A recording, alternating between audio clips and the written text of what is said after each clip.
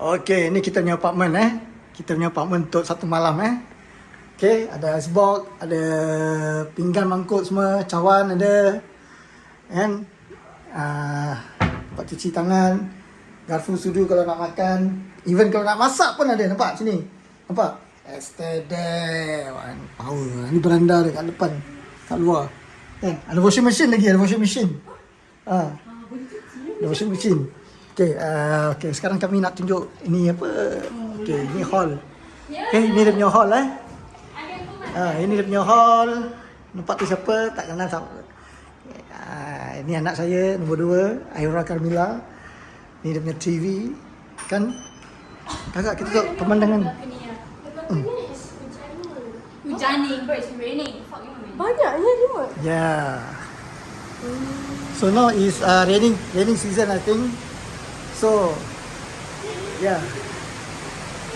Very high up. Boleh nampak laut lah. Boleh nampak laut.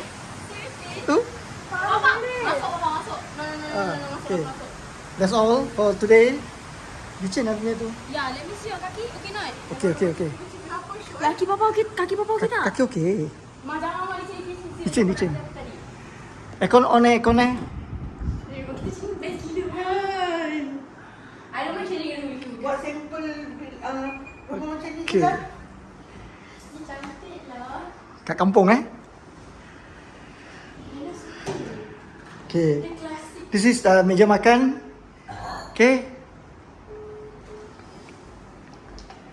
Okay, we have the toilet. First toilet. Okay. Okay, the next toilet. Okay, next. This ada room. This is Alung's room later. Buka aircon, buka je. Alung and the Aircon buka suami je. room. Where's the aircon? Sorry. This is Alung room. Tengoklah.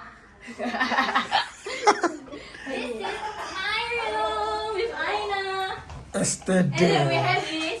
It's like so freaking cute. Yeah, can see the laut down there. Yeah. Huh? Yeah, we can.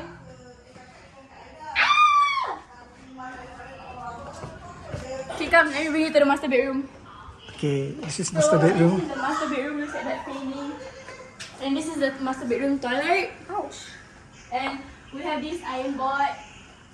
A pretty nice Iron board. mirror here. Oh, okay. And this. You turn on the aircon. Aircon tak on? Nope. On. Di Okay. dalam ni.